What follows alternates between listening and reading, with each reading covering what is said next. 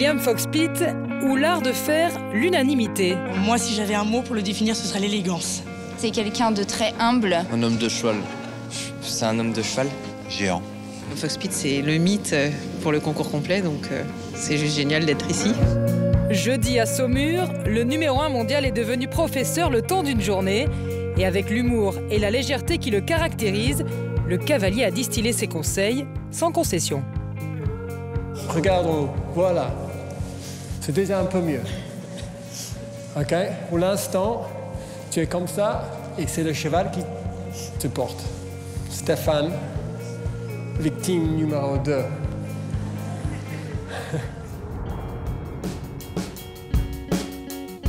Cette journée avait débuté en amphithéâtre. William Fox-Pitt, en maître de conférence, s'est livré sur son système et la gestion de son écurie avant d'aborder l'art d'être cavalier, un art qui se résume en un seul mot, simplicité. Pour moi, l'idée de cross, c'est important de voir un cavalier qui fait rien. C'est l'idéal.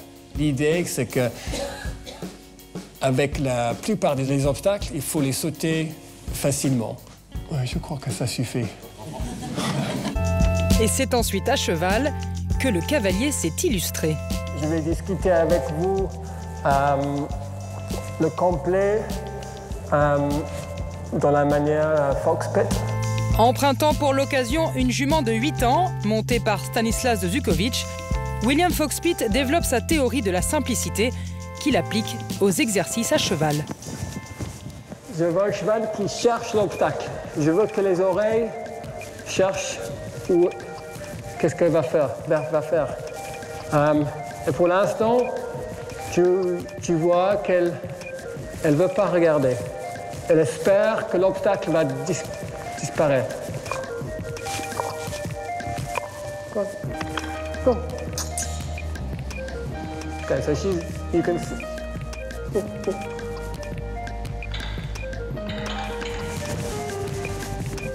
C'est intéressant de voir les réactions différentes de tous les chevaux. Il y a quelques-uns qui le font très facilement, et quelques-uns, c'est mieux avec les oreilles.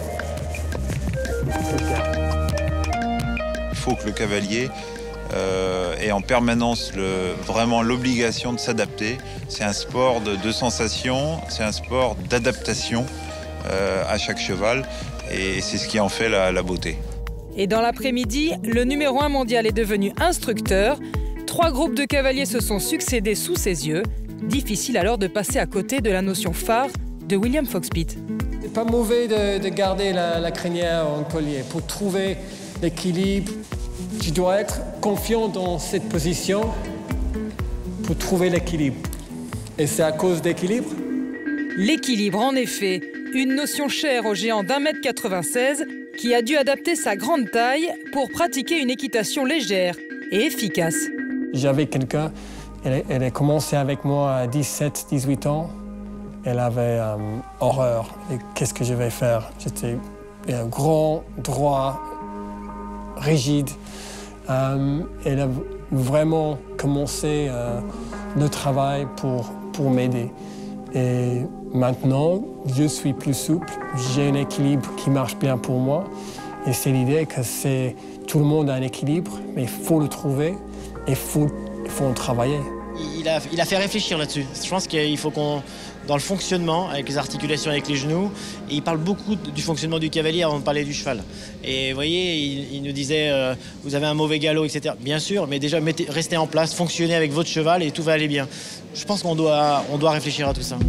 Moniteur, instructeur, écuyer ou simple cavalier, William Fox-Pitt a ravi son auditoire dans le grand manège du Cadre Noir.